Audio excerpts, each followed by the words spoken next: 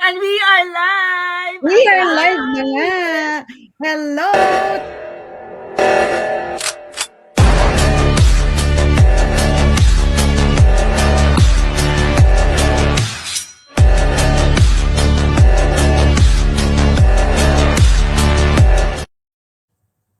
Hello, hello!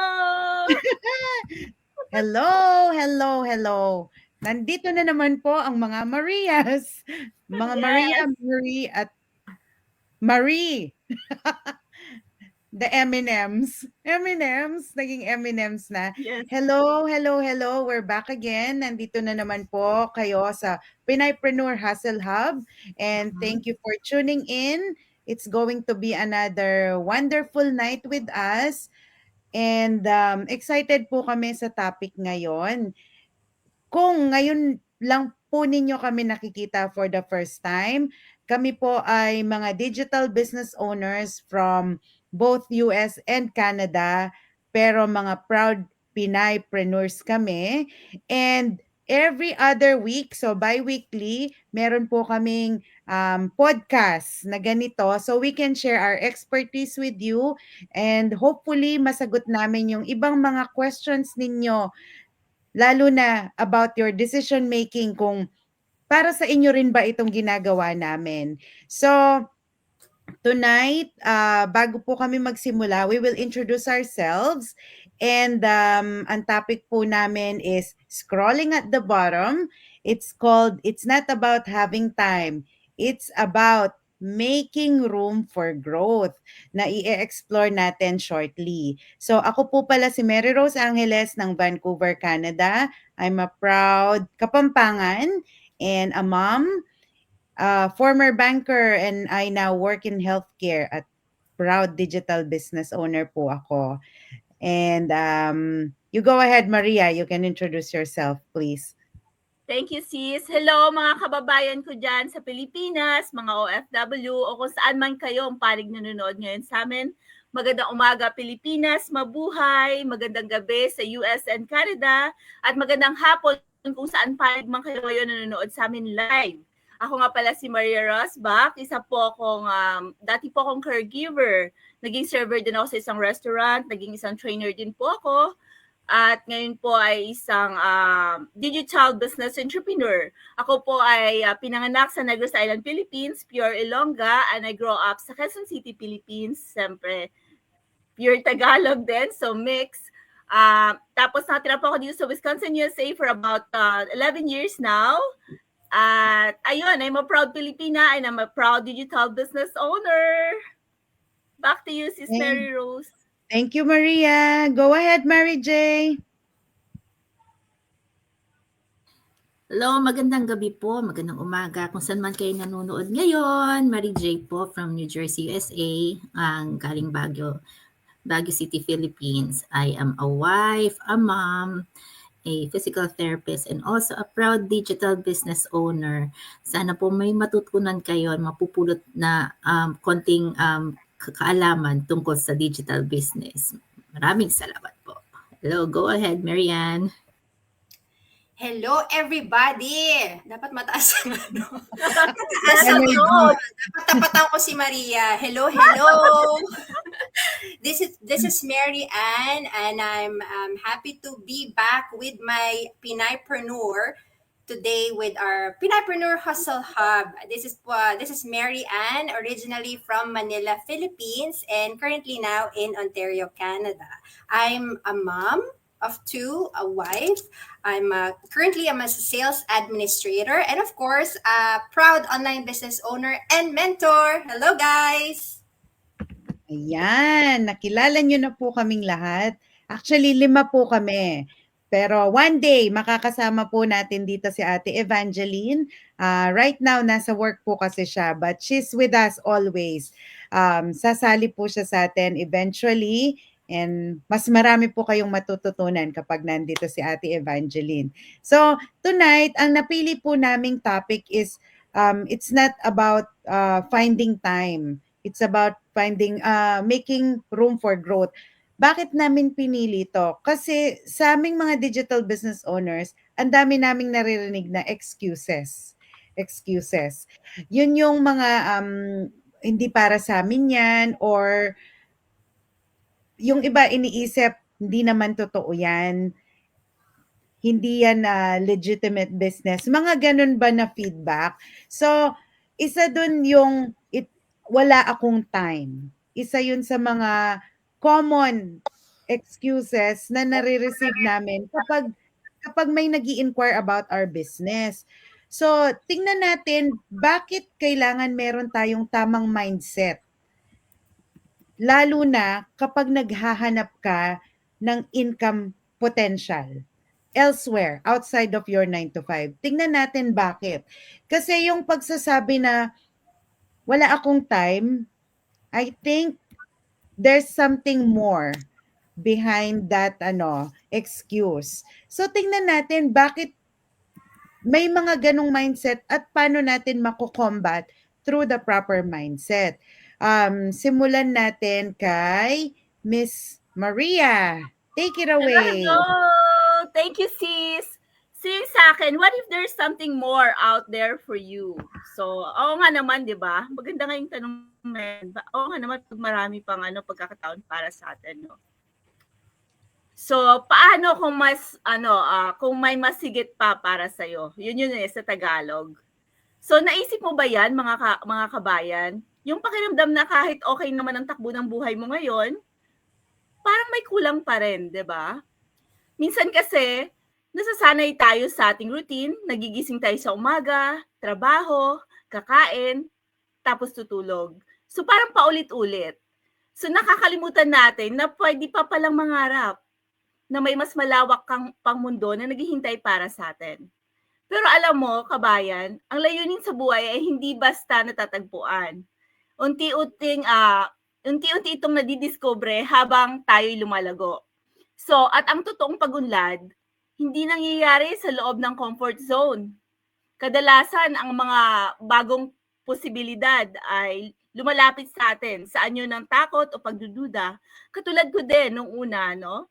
Meron akong takot nung nakita ko yung ad na yon. Siyempre, hindi mo talaga maiiwasan na maging skeptical sa umpisa. But yun nga, lagi namin sinasabi sa inyo mga kabayan na laging mag-research, do your research first. Imbestagahan nyo muna kung talagang legit ba ang isang business bago nyo pasukin. Pero, natural lang yun na maging skeptical tayo. Sabi nga nila na kapag skeptical ka, isang way yun na matalino ka, di ba? Kasi natututo ka, nagre-research ka, at nalalaman mo kung ano talaga ang tama, ang totoo or legit na business. So, naalala ko nung 2 pang aking trabaho o 3, kasi nga sabi ko kanina, naging caregiver ako, naging server ako sa isang restaurant, tapos isa din ako, naging trainer din ako. So, dahil sa online business na to, nakatulong sa akin kasi now, after a few months of doing this online business, isa na lang ang aking trabaho at nagkaroon ako ng more time sa aking pamilya. Sa aking pamilya na may sakit, at of course, sa aking asawa. At meron na rin akong oras sa aking mga hobbies at sa aking mga self-care, especially. So, yung pagod, pero pagod tuloy pa rin. Grateful naman ako, pero may tinig sa loob ko na nagsasabing, may masigit pa, no? Kasi lagi din ako nagdasal kay Lord, Lord, hindi ko na kaya yung magtrabaho ng 15 to 16 hours a day. So, bigyan mo ako ng sign. Ayun nga, yung one night, scroll ako sa Facebook, nakita ko itong ads na to at naka-resonate talaga ako. At doon, nung napasok ko itong online business, before I was not really, yung mindset ko, no, iba talaga. Tsaka hindi ako palaging grateful. Dahil we are surrounded with a like-minded entrepreneur, so parang talagang nagbago yung isip ko.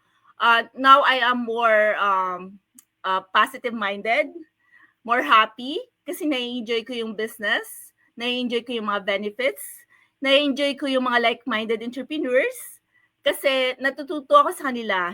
Nagkaroon din ako ng maraming kakilala at kaibigan around the world.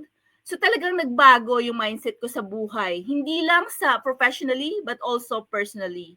So talagang nakatulong ito ng malaki para sa akin.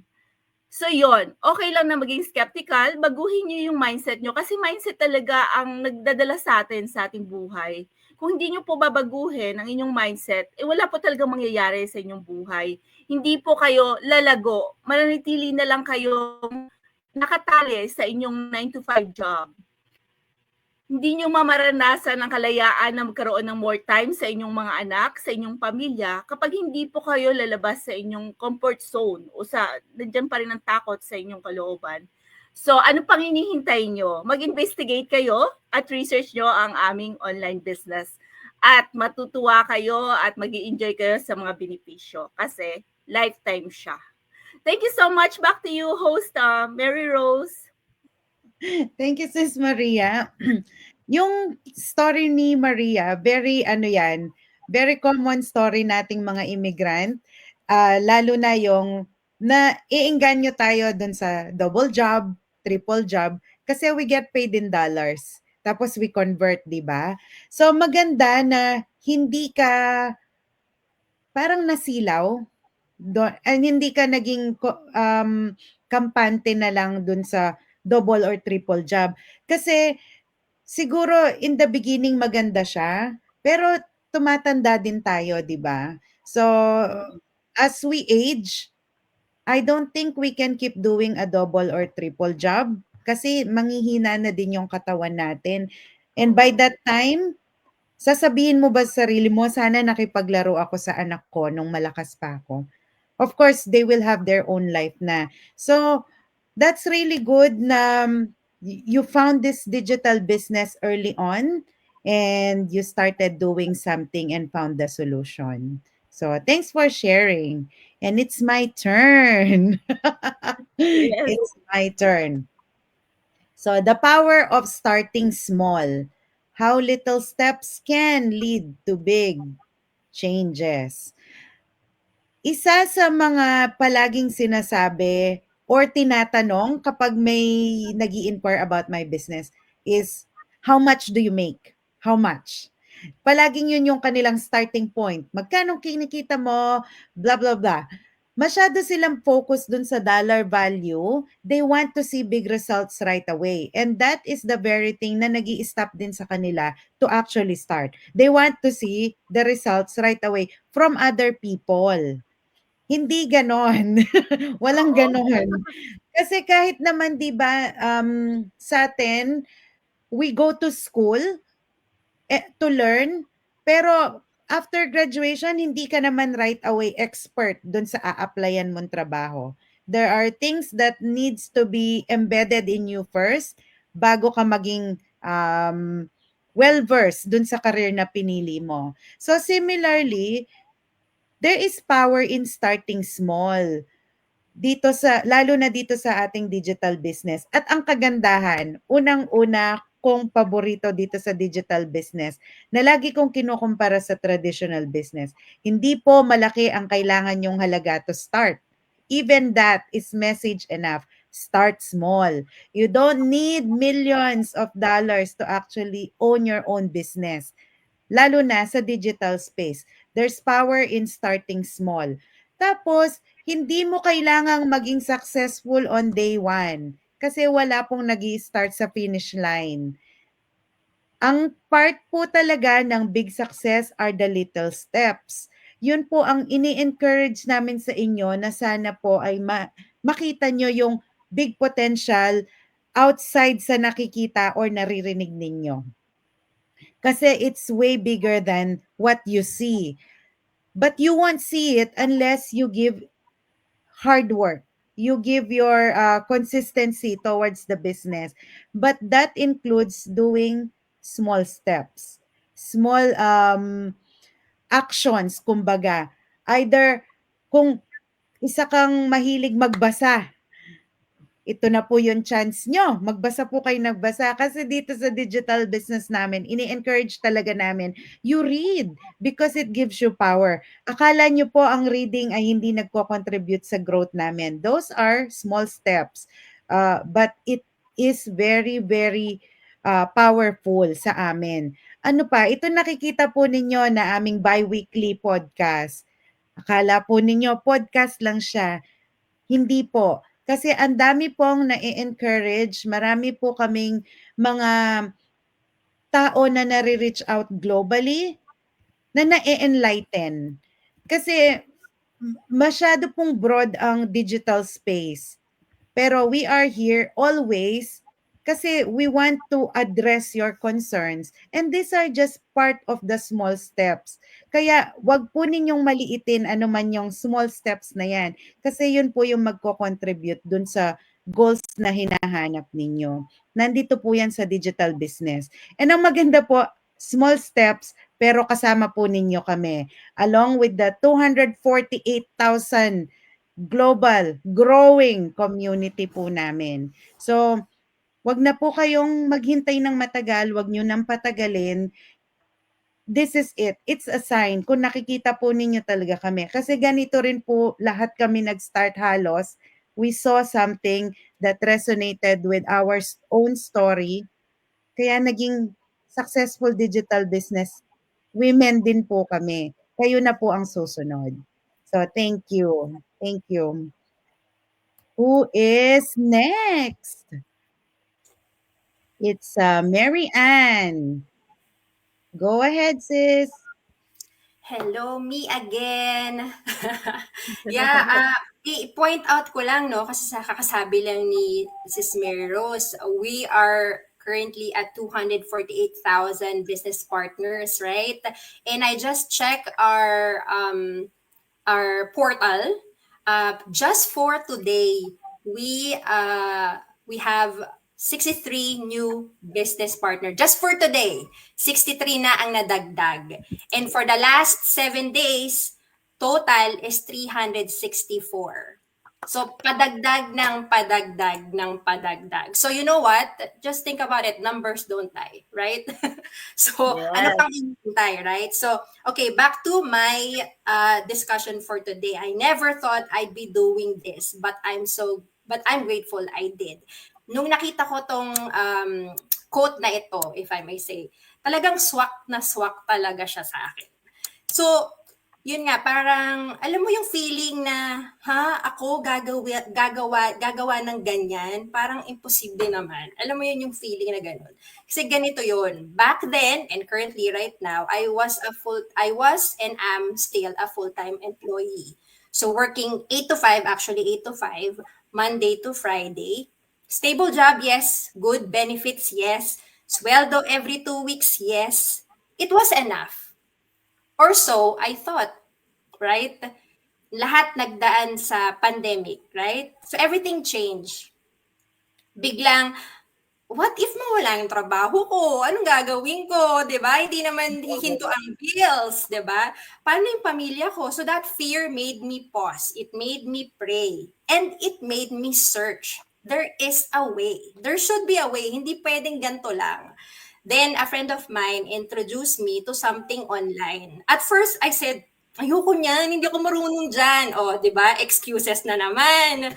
O, so, 2 years akong nagdalawang isip. Can you consider that? 2 years. Pero deep inside, curious ako. And I know there are people out there who are watching me us right now, who are at the same feeling. You have that same feeling as me. I kept watching silently. Alam nyo yan. Hanggang sa one day, I finally said, sige na nga, I'll give it a try. Diba? And this is it. Ito na yun. This online business. A space I never imagined myself being in. Akala nyo, no selling, no recruiting, just real training, real mentors, kami yun, and real and proven system. And now I'm so grateful, and kasi ang dami kong natututunan, not just about the business, but about myself. Yun yung pinaka-importante for me. I found confidence I never knew I had. I met people from all over the world, like my sisters here, who lift me up every single day. Meron natitiri-eyed down konti. And most of all, I found a way to build something for our family, for my family. Habang nagkatrabaho pa rin naman ako ng full-time. Yun lang naman talagang hinahanap ko, diba? Kaya if you're like me, someone na never in a million years aakalain na gagawin ang ganito, let me just say, sometimes the scariest step is the one that leads to the biggest blessing. So if you're curious about what we do, just reach out to us. Walang pilitan. Walang recruiting di ba? Kwentuhan lang tayo. Who knows, baka ito rin ang sagot sa matagal nyo nang pinagdadasal. Yun Yes. lang po. Wow. Thank you, Sis Mary Ann. Alam mo, nung sinabi mo yung stable, full-time job, sumisweldo every 2 weeks until pandemic hits, I'm sure maraming makaka-relate sa mga viewers natin kasi ang dami nilang hindi in-expect nung time na yon. Ang daming nagsara. Yung akala mo, no, untouchable yan, pero nagsara pa rin.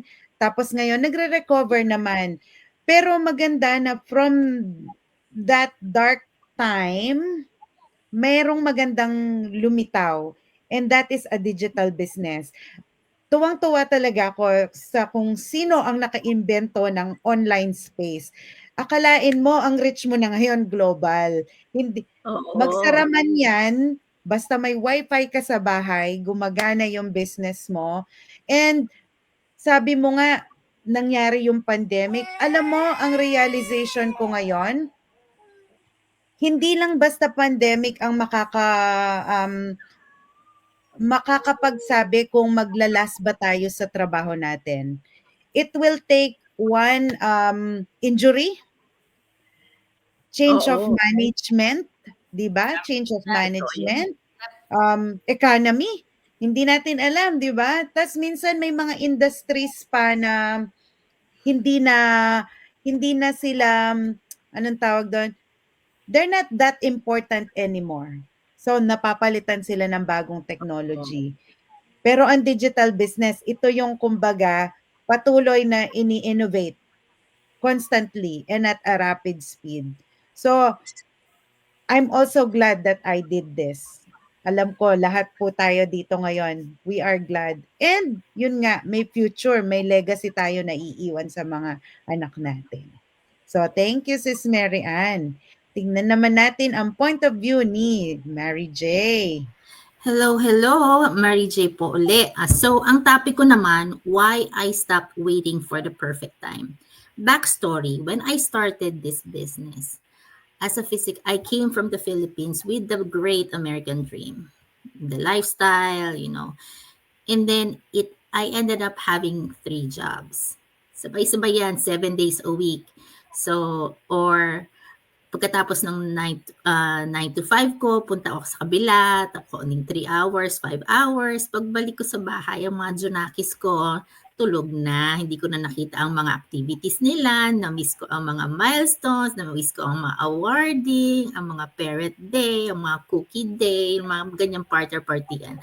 So, guilt feeling as a parent na sana nandun ako. Pero, I have to provide for my family. Pero hindi naman ako sinusumbatan ng mga anak ko, pero it hurts as a mom, di ba? Dapat gusto ko nandun din ako, dapat present din ako. Yun ang isa sa mga whys ko that I have to do this, I have to find something. Then came to a point na nagkaroon ng freezing ng hiring, nag-deduction ng sweldo, nagbawas ng mga empleyado. Hindi naman ako natanggal, pero natakot ako para sa mga anak ko. So what happens if something happens to my current job? Sabihin ko nasa health field ako, oo, kasi sabi nila stable daw. 3 trabaho ko, mawalan man ako ng isa, may 2 pa ako. Pero hanggang kailan ako kakapit dito? Yun ang fear ko. Tama yung sinabi ni Mary Rose, it only takes 1 injury. During this time, nagkaroon ako ng 2 surgeries all throughout my life. I mean, habang nagtatrabaho. Nasubukan ko rin na nag-disability, tapos wala kang sinisweldo, wala kang inaantay.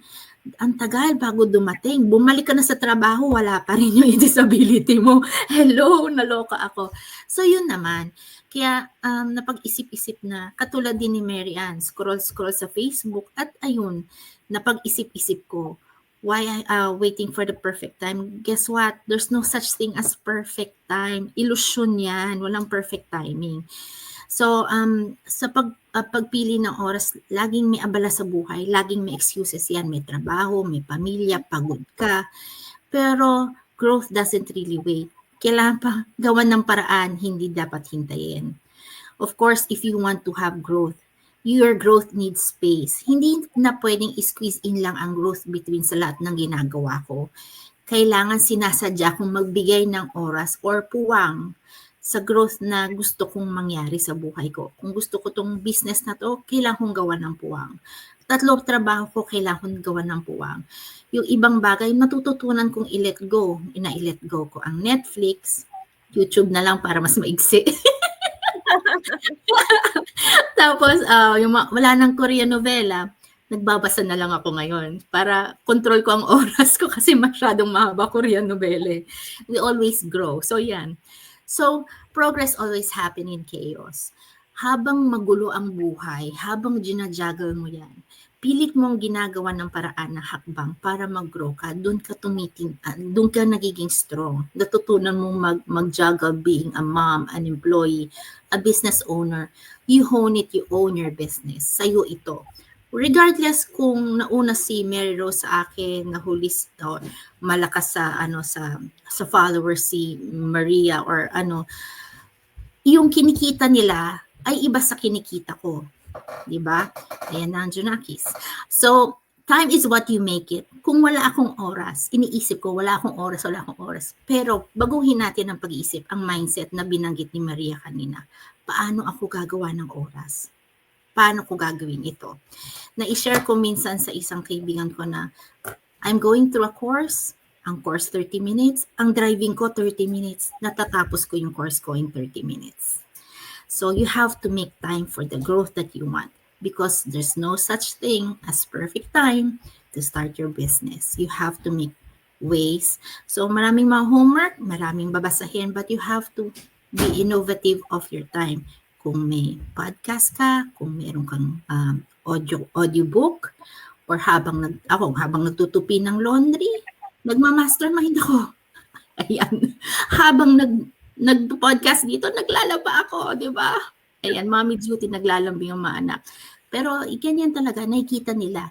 They learn from us. The kids learn from us. They look at you. They listen to this podcast. Mamaya sila nagsasabi, Mami, wala ka mang pakikinggan. Ang asawa ko, naku, bahala sa mga anak. Sige, dyan ka na. Oo, di ba? So, perfect.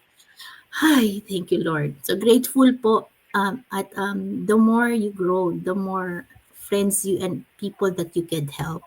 It's not about the money. It's about the change of life that you get. Growth, personal growth ito, hindi lang financial. So, ayan, global po.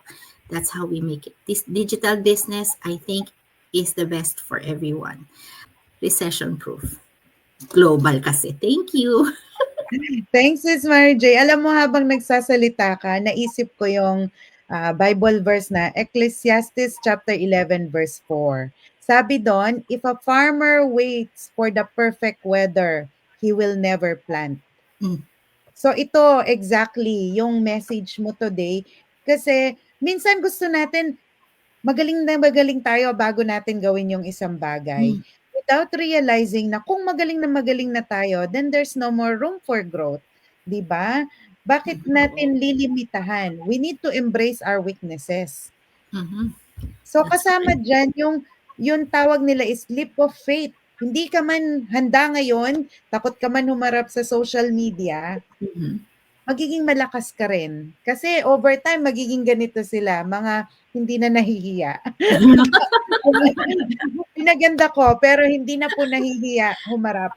Kasi the business is so good to be kept to ourselves. Kaya lagi kaming nag-share. Ang dami na talagang buhay na binago. Yung mga dating naglilinis-linis dito sa ibang bansa, ano nang buhay nila ngayon? 'Di ba? Ay, long story short, pahabol. Hindi na 3 jobs, 2 na lang. Dalawa. Ayan na talaga. So, Marapit na umexit. Things are gonna happen. Pero hindi tayo pwede yung, maybe tomorrow is the right time. weather nga natin dito sa Canada, hindi natin malaman kung aaraw ba siya o uulan o magi-snow. So, ganun din naman yung timing. Minsan, ang timing ay ngayon. Mhm. Kaya ito po yung message namin sa inyong lahat na na-share po namin sa inyo yung mga point of view namin. Ngayon po, may mga information na kayo. Nasa inyo na po ang bola. Paano po ninyo isushoot ang bola na nasa kamay ninyo?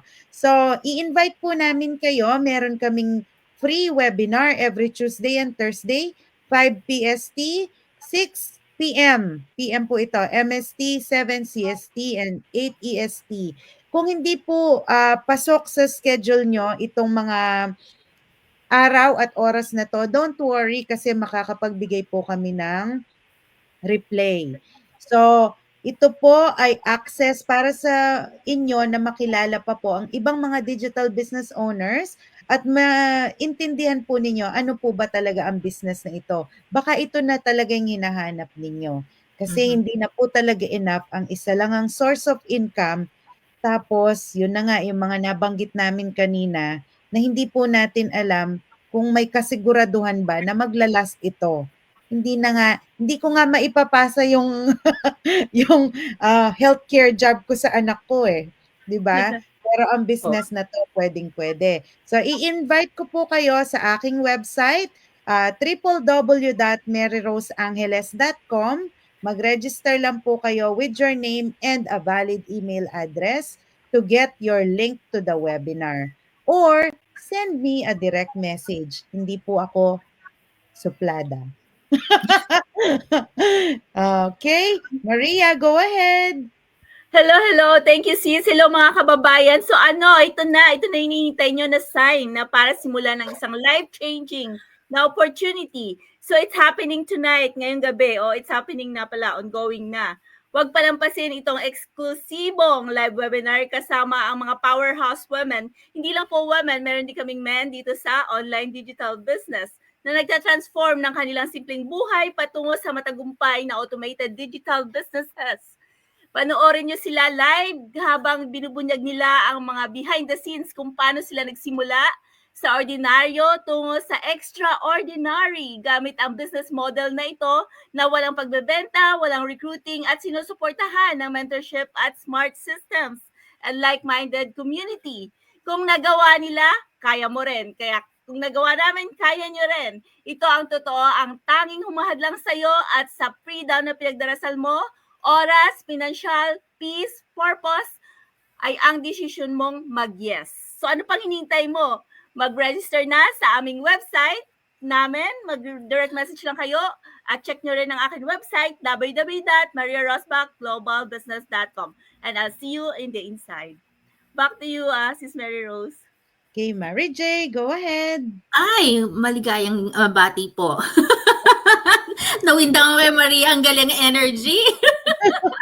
So, iniimbitahan ko po sa kayong lahat. If you are interested to join us in our global community, you could register your name and email at www.maryjstewart.com. Yung link po nasa baba. And reach out to us or reach out to me. Just send us a message. We'll be happy to help you out. And check this out if this is a good thing for you. Wala pong mawawala kasi libre po ito ang initial webinar namin. Okay, back to you, Mary Rose. Thank you. Thank you. Now go ahead, Mary Ann.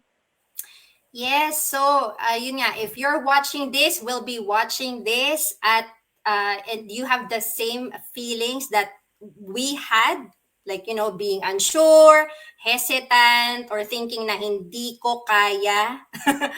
We just want to encourage you. Sometimes the things we fear the most are the ones that lead us to the biggest breakthrough. You don't have to have it all figured out. Naaaral lahat. You just have to be willing to try.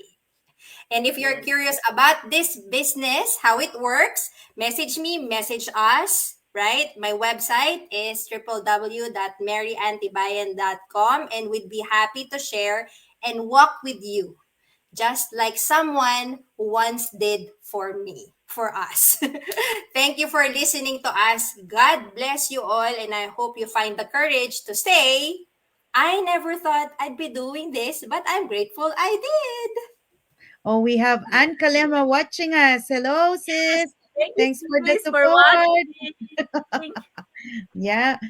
Yes, so ano pa hinihintay nyo? Register na, and we hope to see you on the inside. May God bless you all exceedingly and abundantly, more than you can ever ask, think, or imagine. We'll see you all in 2 weeks. Bye for now. Bye. Bye.